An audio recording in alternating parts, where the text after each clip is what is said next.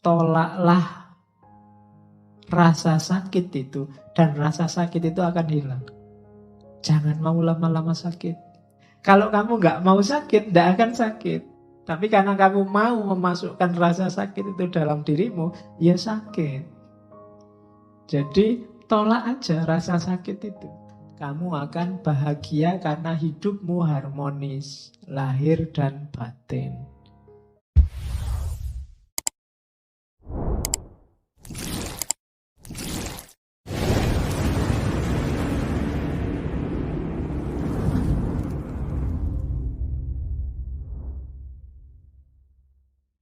Oke, bismillah.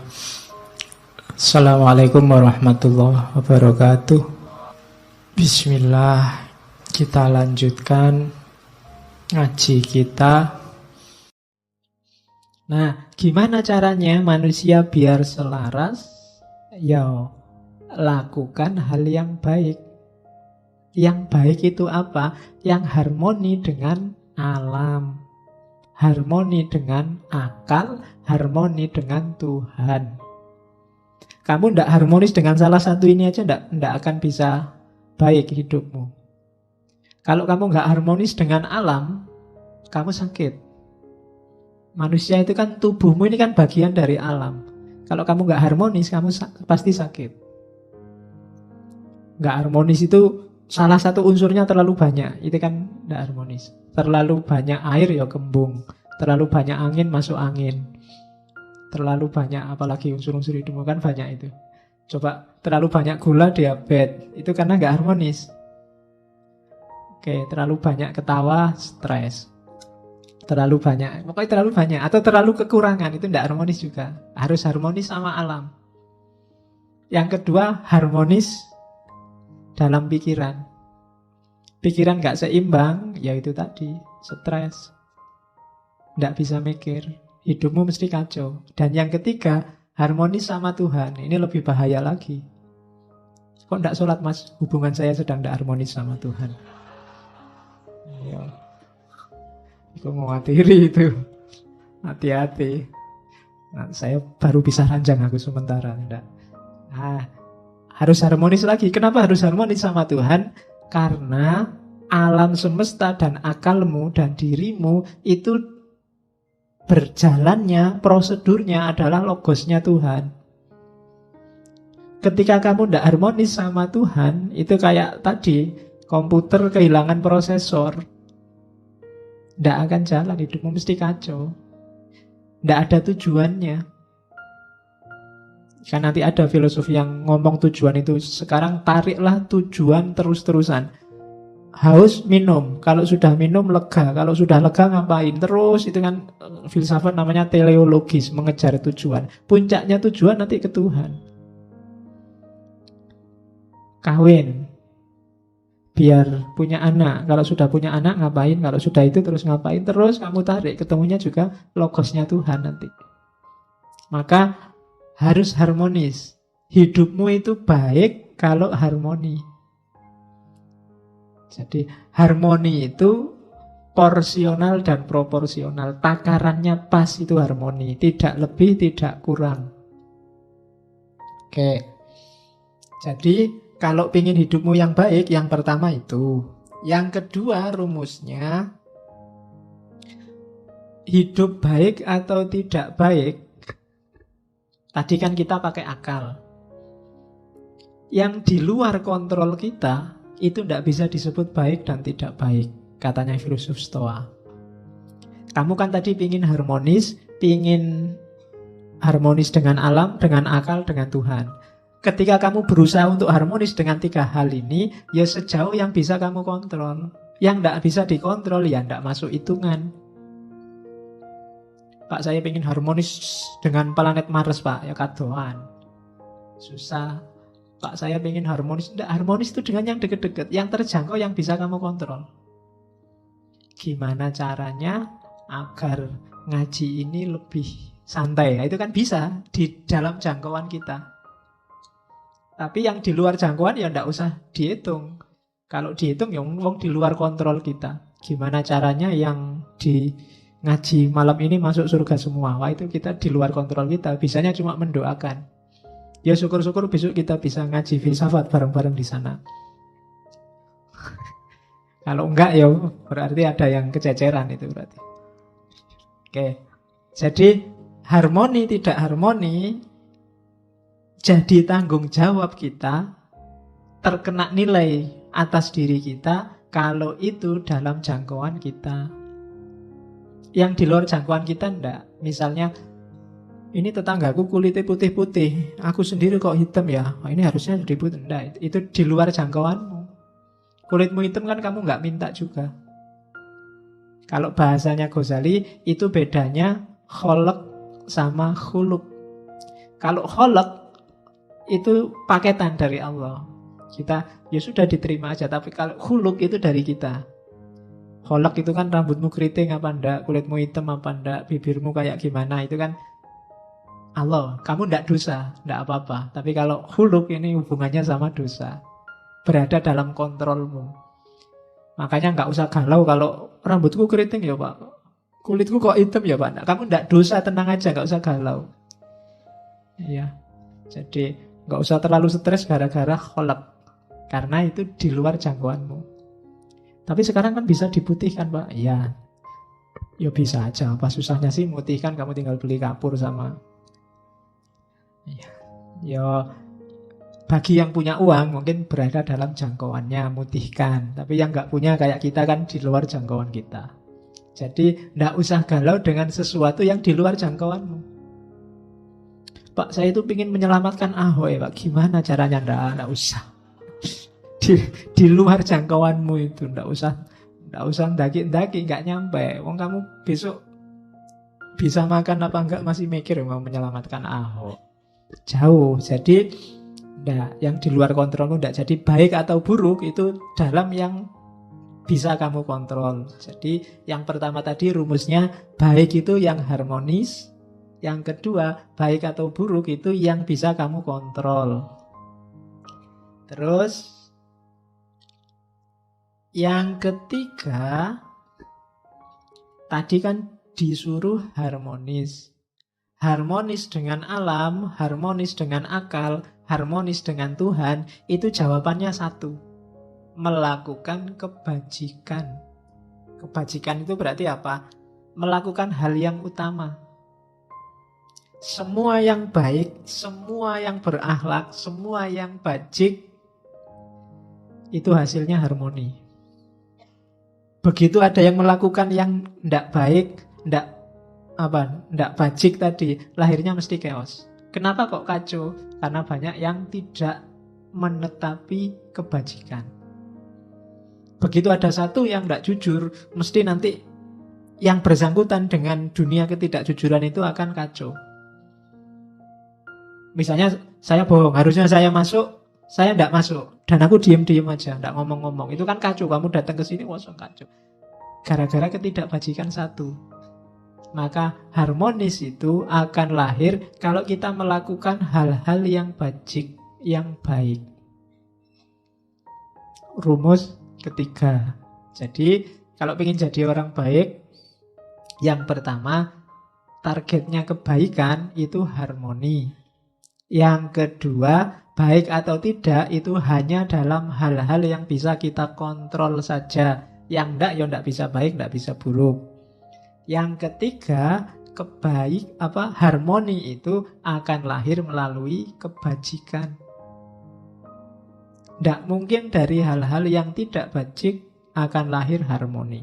Dari kecurangan, dari pengkhianatan, dari kebohongan, dari enggak akan. Mesti yang lahir chaos. Kalau sekarang belum, tunggu saja saatnya. Nah, jadi ini katanya Zeno ya. Jadi etikanya Zeno. Kemudian yang keempat, oleh karena itu akhirnya apa? Harmoni itu akan kembali ke kita lagi. Tadi kan kita mewujudkan harmoni lewat jalur kebajikan. Kalau sudah bajik, akan lahir harmoni dalam jiwa kita. Tenang kita. Jadi rumusnya orang hidup itu katanya Zeno, yang pertama wujudkan harmoni dalam hal-hal yang bisa kita jangkau. Jalannya adalah melakukan kebaikan. Kalau semua sudah kita lakukan, jiwa kita akan tenang, harmonis juga.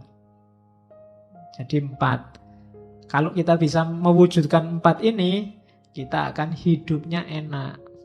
Itulah sunnatullahnya, kebaikan. Rumusnya itu. Kalau dilanggar sejak awal, ya kita tidak akan bisa menemukan harmoni dalam diri kita. Kalau jiwamu masih selalu nyari, pingin enak, masih pingin terus nuntut terus, berarti kamu perlu mewujudkan ini. Jalanmu perlu dihidupkan lagi lewat kebaikan. Biar lahir harmoni, biar jiwamu tenang. Dan itu pun dalam hal yang bisa kamu jangkau. Yang tidak bisa dijangkau, ya berdoa saja. Karena logosnya logos Tuhan, ya biar Tuhan yang intervensi. Oke, ini rumus pertama dari Zeno.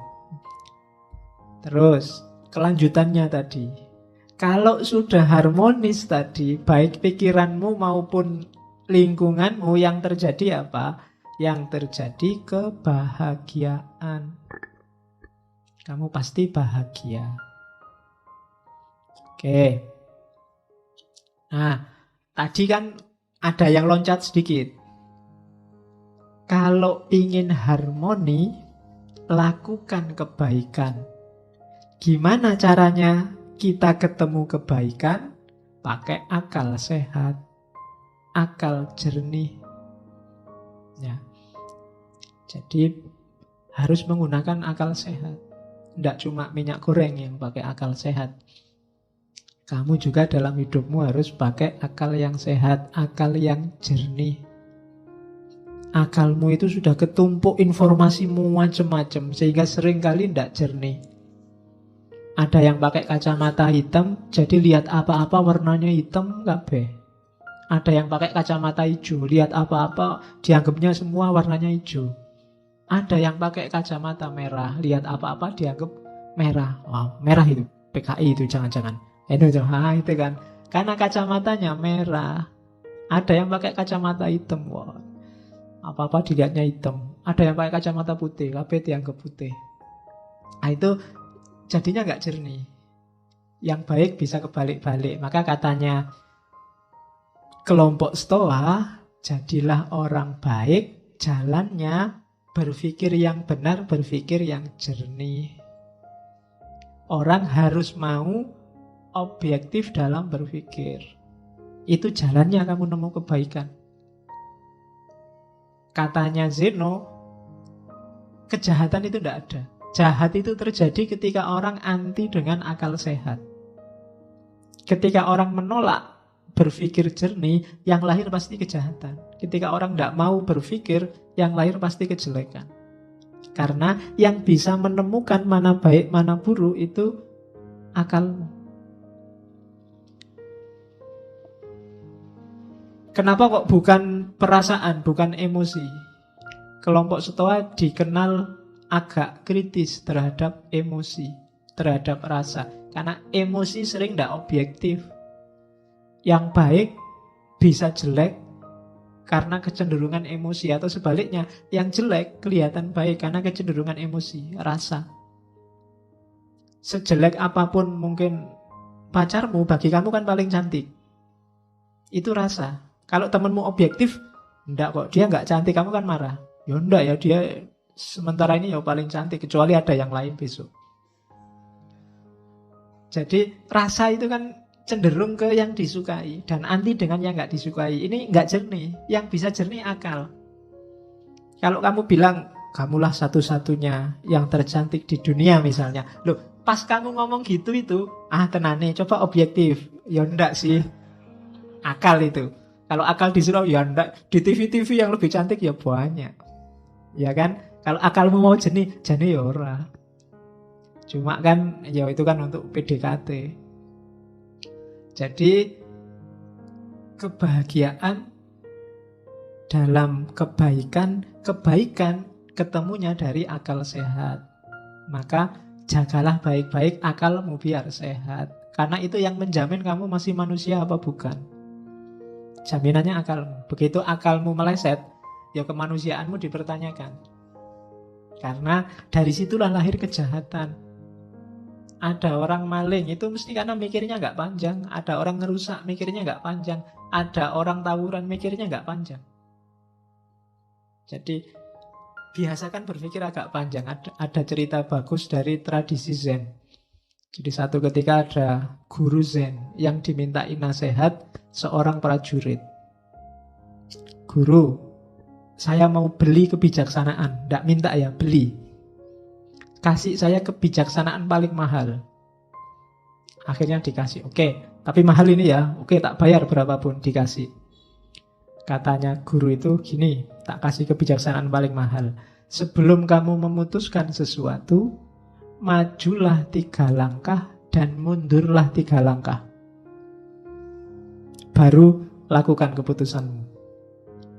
Ini prajuritnya heran. Kayak gini kok mahal apa itu? Iya.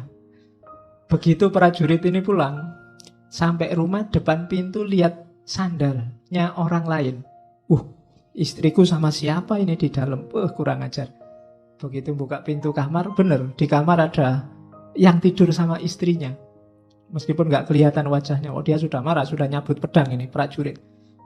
Bunuh aja ini yang sama istriku. Begitu mau bunuh, tadi guru tadi nyuruh aku sebelum memutuskan sesuatu, maju 3 kali, mundur 3 kali. Oke deh, sudah bayar mahal-mahal ya, nggak apa-apa lah. Jadi dia maju 3 langkah, terus mundur 3 langkah karena ada jeda ini. Terus istrinya bangun, yang sama istrinya juga bangun. Lu ngapain kamu kok jalan maju? Ternyata yang sama istrinya ya saudaranya istrinya. Baru dia, selamat aku tadi maju 3 langkah, mundur 3 langkah. Coba kok langsung brus gitu, wassalam. Ya nasihatnya maksudnya, ya mikir dulu lah, jangan kesusu. Apa-apa itu dipikir, pakai akal sehat. Nanti ketahuan jawabannya, jangan gerusa-gerusu diputuskan. Jadi, boleh kamu, ini nasihat mahal, buat kamu gratis, tidak apa-apa. Jadi kalau mau apa-apa, maju 3 langkah, mundur 3 langkah. Jangan langsung diputuskan. Mau nembak juga gitu. Kalau meskipun sudah di depannya, sebentar, maju 3 langkah, mundur 3 langkah. Ya, lu siapa ngerti pas kamu maju mundur terus pacarnya datang, wah nggak jadi. Untung tadi urung nembak. Kalau sudah nembak malu kan dirimu. Oke, jadi pakailah akal sehat. Katanya Zeno ada 4 biasanya, 4 hal yang merusak. Kenapa dia tidak terlalu suka dengan emosi. Yang pertama apa? Hasrat, keinginan. Keinginan ini biasanya orang itu kalau sudah ingin sesuatu, kejernihan pikirannya agak keruh. Dipertanyakan. Kalau sudah karep itu biasanya sudah tidak jernih lagi. Ketakutan juga begitu. Kalau masih ada yang bikin kamu takut, itu biasanya nggak jernih pikiranmu. Yang kamu pikir gimana caranya selamat gitu dok. Kadang mengorbankan banyak hal.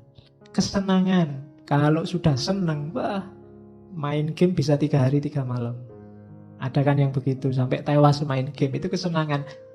Kan kemarin saya baca ada yang sampai tewas main game di warnet sampai 3 hari 3 malam dan meninggal di warnet. Itu kan kesenangan yang merusak. Kadung seneng sama WA, kadung seneng sama Facebook, pokoknya tidak pernah lepas dari tangan.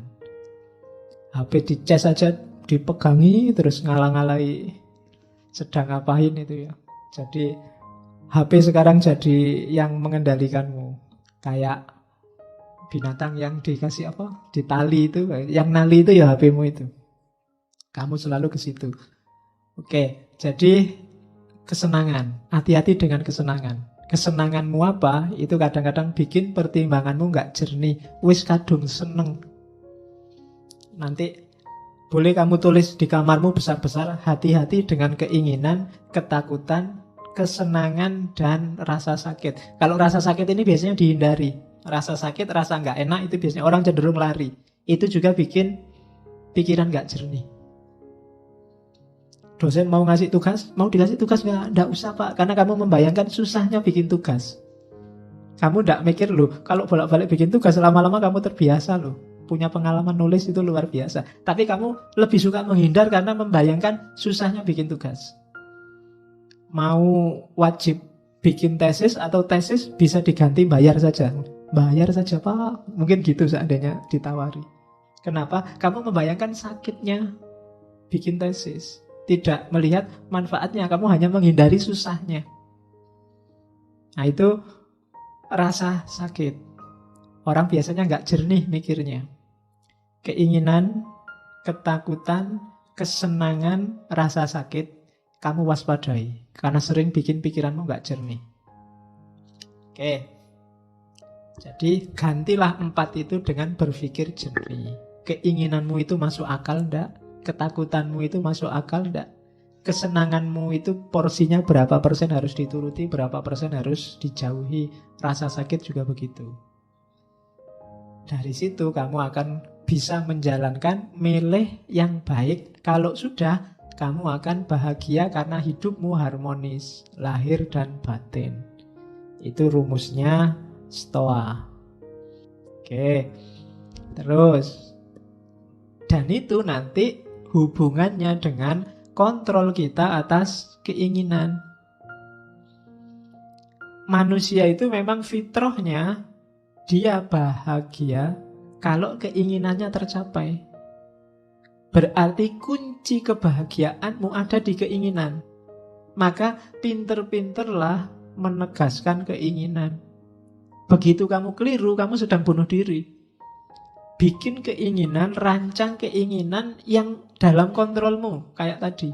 Bukan sesuatu yang di luar jangkauanmu. Jadi, karena kalau kamu menginginkan sesuatu yang di luar jangkauanmu, hasilnya pasti kecewa. Jangan menginginkan sesuatu yang di luar jangkauanmu. Wong kamu sudah jelas, sekarang semester 14 sudah mau kena DO, saya cita-citanya cum laude, Pak, tercepat wis ora iso jelas itu. Daripada kamu stres mending sudah sing penting lulus. Ya, jadi jangan menginginkan sesuatu yang di luar jangkauanmu. Nanti lihat artis di TV kamu jatuh cinta, pokoknya aku harus dapat dia. Ya, tidak mungkin, jauh. Wong artis itu, kamu siapa? Kan begitu. Nanti daripada kamu stres, tidak karuan juntrungannya loh. Ya cukup kamu beli kaca aja, lihat di kamar. Oke, jadi jangan menginginkan yang di luar jangkauan. Ukur kekuatanmu. Terus, karena kamu bisa kecewa kalau salah menetapkan keinginan. Saya Pak, mulai sekarang ingin tiap malam sholat tahajud. Mulai jam 1 sampai subuh. Nggak putus-putus. Wis, kecewa mesti kamu nanti. Iya. Kenapa? Mungkin di luar jangkauanmu, wong kamu sholat subuh, ayo. Iya. Jadi inginkan yang dalam jangkauanmu. Itu penting bagi yang tidak ingin stres. Oke. Karena itu, kalau tiba-tiba terbersit apapun yang menurutmu itu di luar jangkauanmu, kalimatnya Stoa apa? You are nothing in relation to me. Kamu tidak ada hubungannya sama aku. Jadi jauh-jauh. Jalan-jalan di mall, lihat orang belanja baju banyak sekali, harganya ratusan ribu. Kamu mau beli kaos 40 ribu aja di wala-walik pintu. Nah, lihat orang itu, tidak ada hubungannya sama aku. Kita beda dunia. Nggak usah membayang-bayangkan, menginginkan yang kayak yang kamu lihat, nanti kamu malah stres sendiri. Jadi kamu harus punya senjata ini tadi. You are nothing in relation to me. Ada cowok cewek pacaran, cakep, cowoknya cakep, ceweknya cakep, kamu nonton, kamu jomblo sudah bertahun-tahun. Biar nggak galau apa? You are nothing in relation to me. Kamu nggak ada hubungannya sama aku. Kita dunianya beda. Nah, lo itu lebih simpel.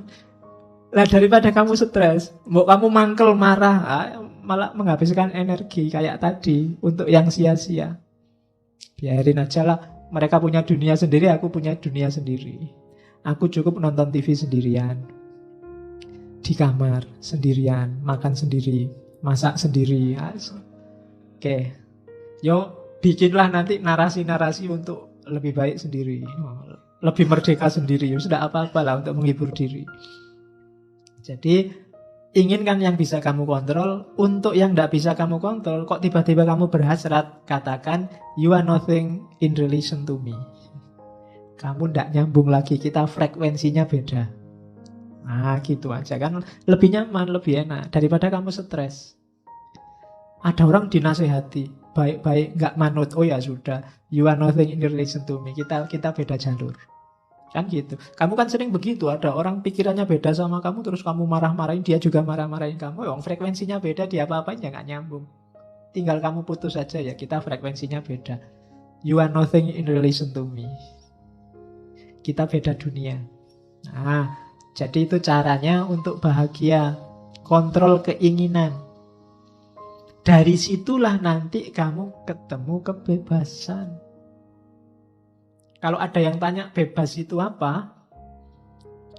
Bebas itu inginkan yang berada dalam kontrolmu. Jangan inginkan sesuatu yang berada dalam kontrol orang lain.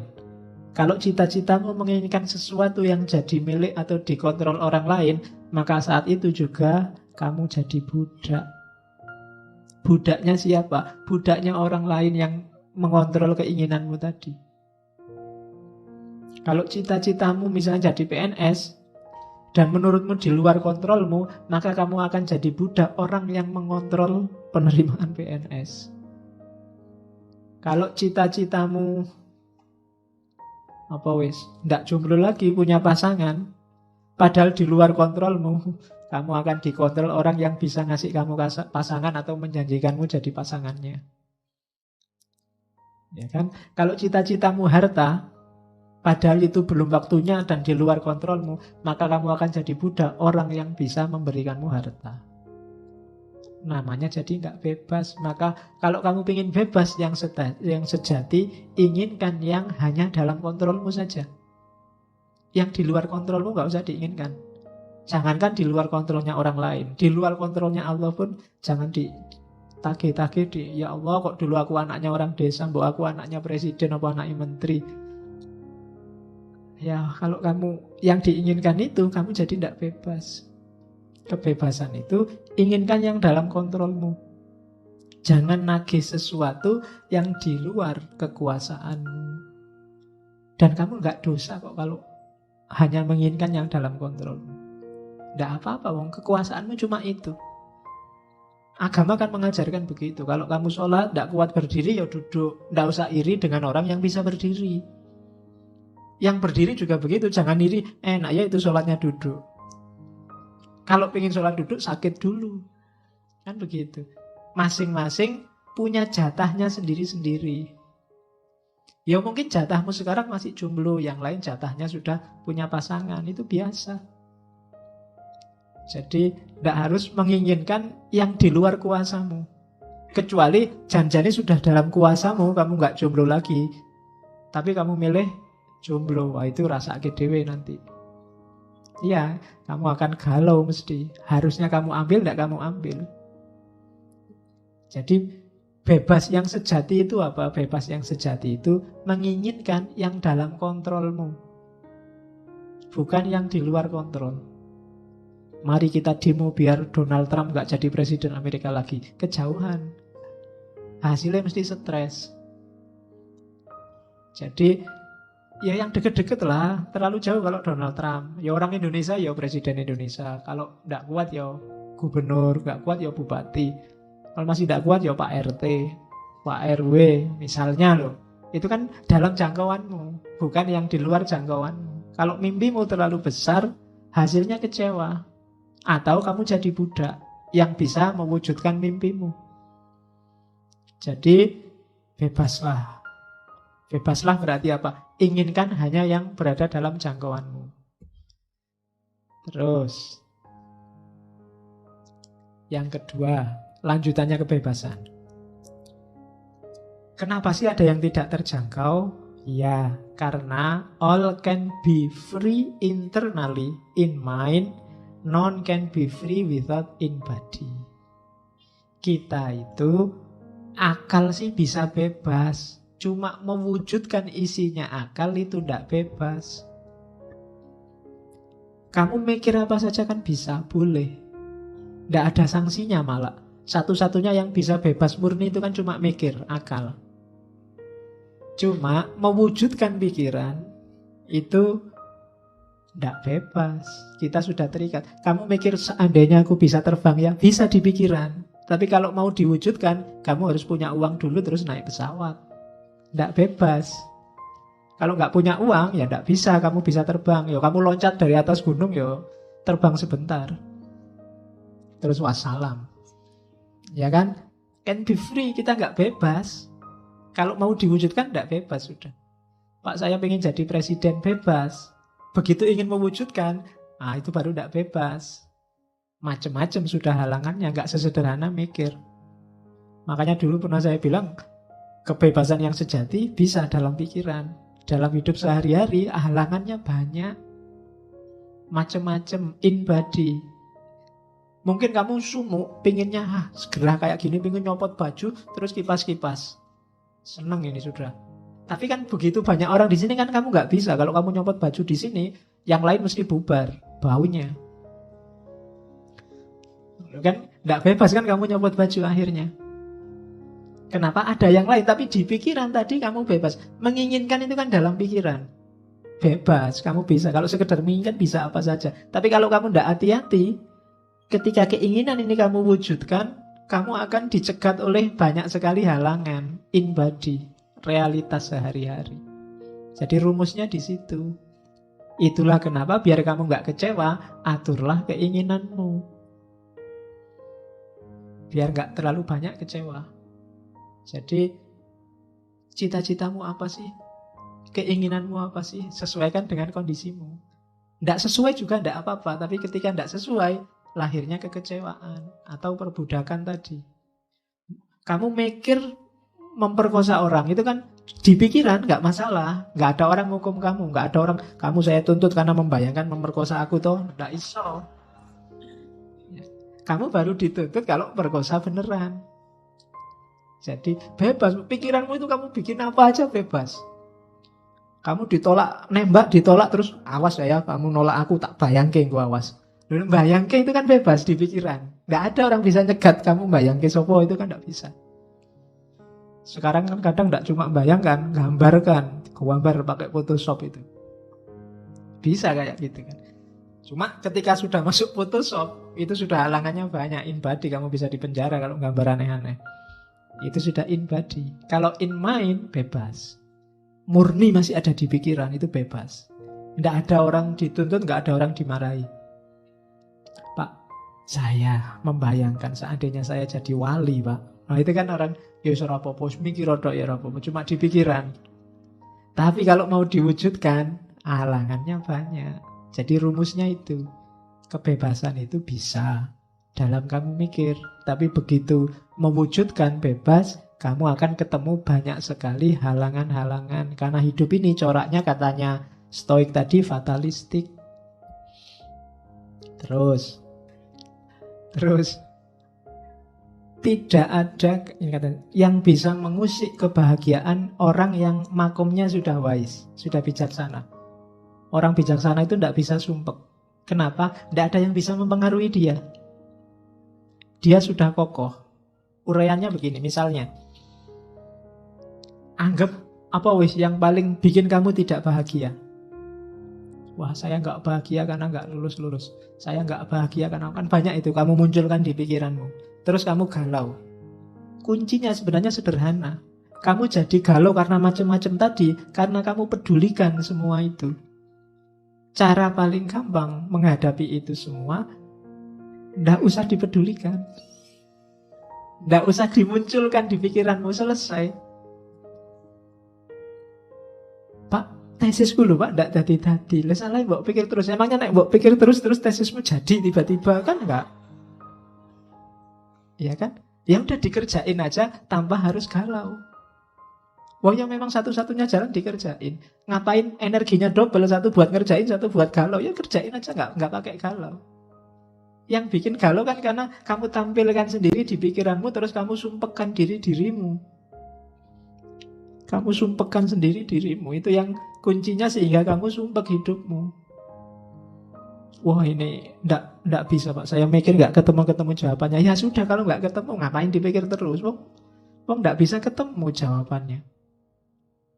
Ya sudah, kalau bahasa fikihnya mauquf aja. Kalau ada masalah mauquf, nggak bisa dijawab, selesai. Nggak usah dipikir terus. Wong dipikir jelas-jelas kamu nggak bisa jawab kok. Biarin aja. Nah, jadi kuncinya apa? Biar kamu nggak sumpek, nggak usah dibikin sumpek. Kalau nggak bisa dikerjain, ya nggak usah dikerjain. Kalau bisa, ya kerjain semampumu. Kan cuma itu dok rumusnya. Jadi orang yang bijaksana itu nggak bisa sumpek. Makanya kalau diilustrasikan film-film itu bagian tokoh yang bijaksana kan mesti senyum terus. Nggak pernah merengut karena nggak ada yang bikin dia sumpek. Nggak bisa ya sudah, memang nggak bisa. Oke, jadi yang bikin kita galau ternyata apa? Ya penilaian kita sendiri. Yang bikin kamu nggak bahagia dirimu sendiri. Cuma itu. Jadi tidak ada yang bisa mengusik kebahagiaan orang yang bijaksana. Orang bijaksana biasanya stabil, tenang, tidak gampang terpengaruh. Karena dia sudah ngerti porsi-porsinya. Oke, terus Zeno, gagasan utamanya kita ulang lagi itu. Satu, yang sudah dijelasin nggak usah tak ulang. Alam ini tertib, ya ada sunatullah. Yang kedua, kalau ada kekacauan, ini yang belum dijelaskan tadi. Kalau ada kejahatan, itu sebenarnya dalam rangka kebaikan yang lebih sempurna. Ada gempa, ada badai, itu pasti ada penyesuaian-penyesuaian yang nanti lebih baik dari sebelumnya. Karena logosnya Tuhan sedang jalan. Adanya korupsi, adanya kerusuhan, adanya itu biasanya nanti melahirkan dampak kebaikan-kebaikan yang lebih sempurna. Kalau nggak ada yang korupsi, mungkin nggak ada KPK. Kalau nggak ada KPK, nanti nggak ada ini, nggak ada itu. Terus ada kebaikan-kebaikan yang lebih sempurna. Itu katanya Zeno. Ada penyakit baru, Pak. Ilmu pengetahuan juga tambah tentang penyakit baru. Ada proyek baru. Dokter juga seneng, ya kan? Kemudian ahli kesehatan seneng, pemerintah juga seneng. Ada lahan nih, bisa jadi proyek menteri kesehatan nih, bisa ada kebaikan-kebaikan baru. Orang kenal penyakit AIDS dulu bingung apa penyakit AIDS ini. Sekarang ketemu lagi penelitian-penelitian baru, ilmu baru, wawasan baru. Semakin sempurna hidup kita, semakin baik. Jadi ketika kejahatan terjadi, itu ke arah kebaikan yang lebih sempurna pada akhirnya. Ya meskipun jangan Pak saya mau jahat aja Pak biar lebih bagus lagi, enggak. Jadi ketika dia benar-benar terjadi, berarti memang dirancang oleh sutradaranya. Kayak film itu loh.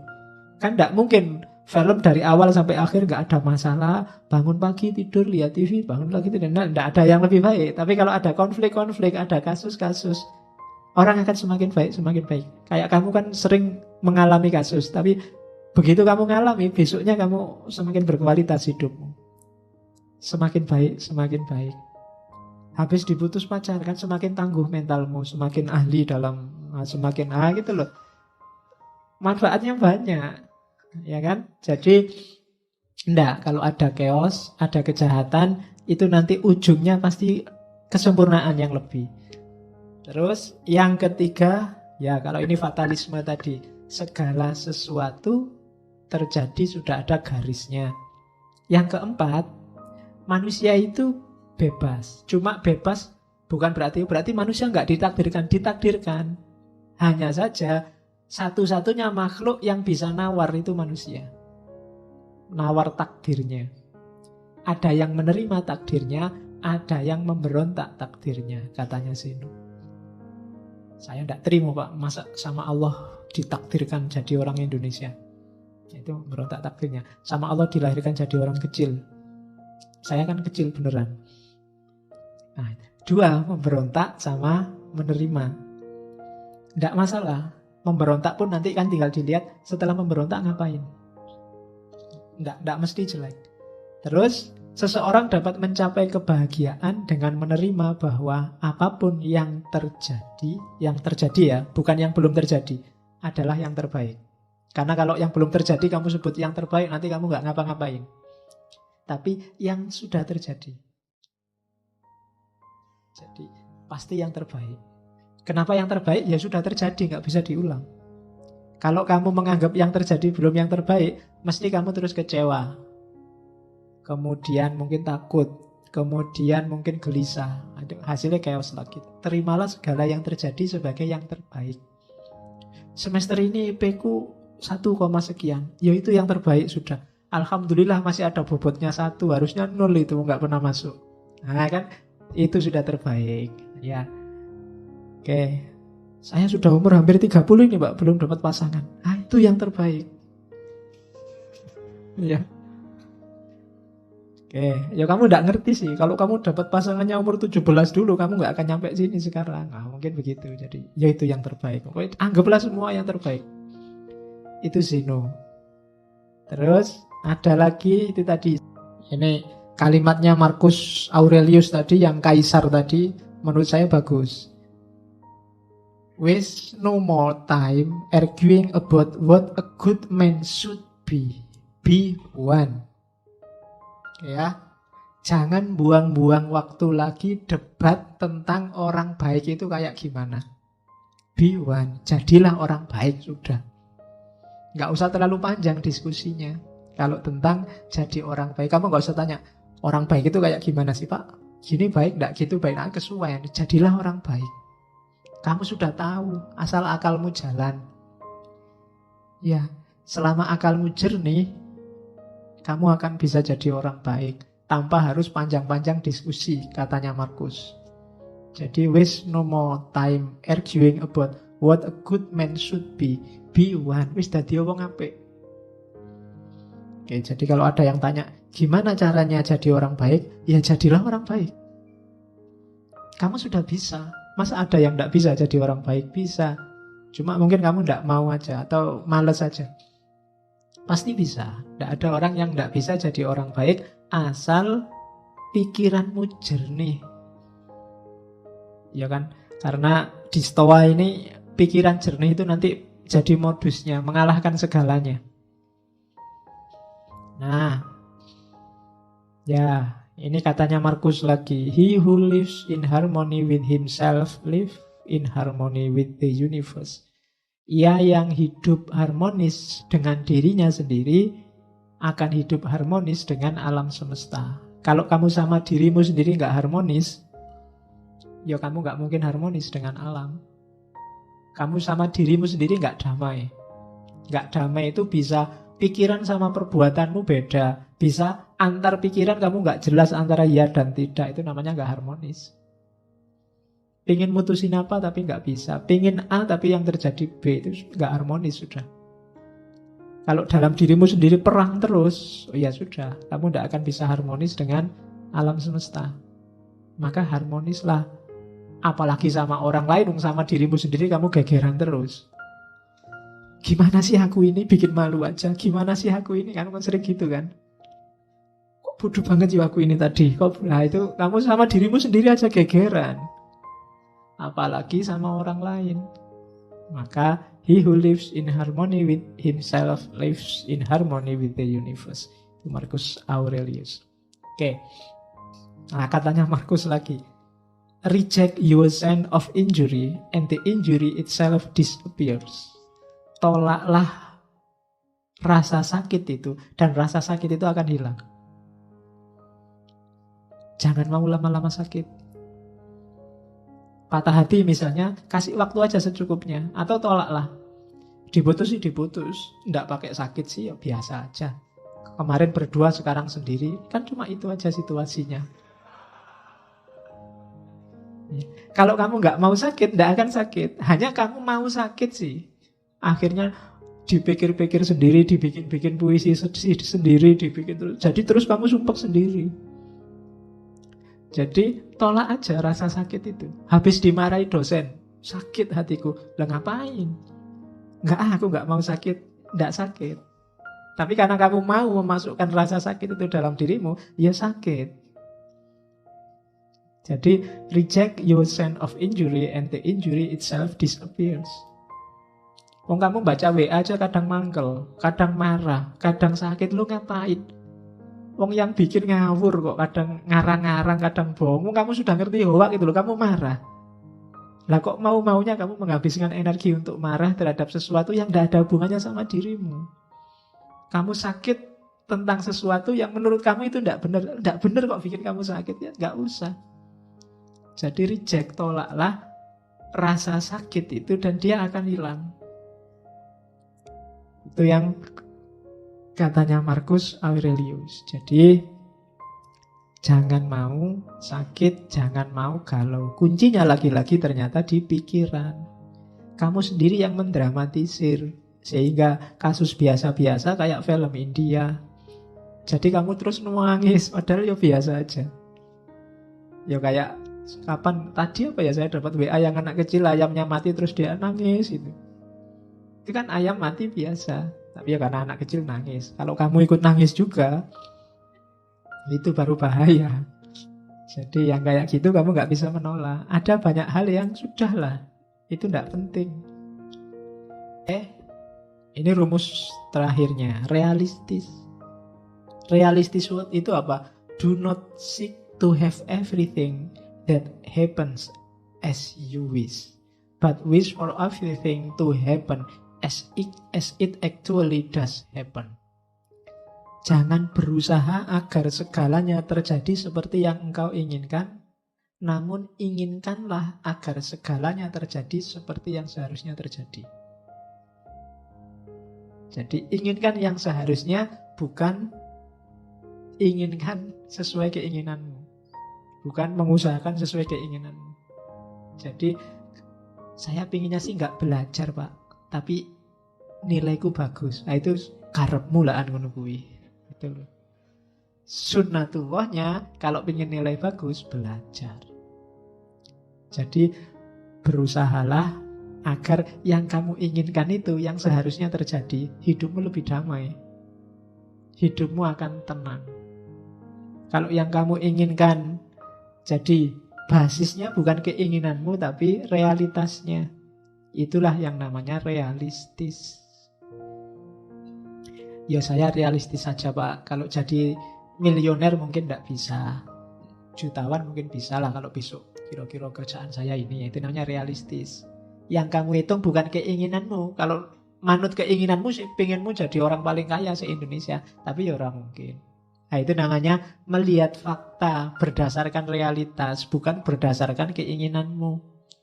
Itu namanya realistis. Kuncinya hidup tenang itu hidup yang realistis. Pak kalau wajah saya kayak gini ya, asal punya pasangan aja alhamdulillah. Itu lebih nyaman daripada saya Pak kulitnya putih, rambutnya panjang. Susah nyarinya. Ada kuda putih, kulitnya putih, rambutnya panjang. Oke, jadi hiduplah realistis saja. Sesuai standarmu, ya kamu yang bisa ngitung. Kayak tadi loh, yang dalam kontrolmu. Di luar itu jangan.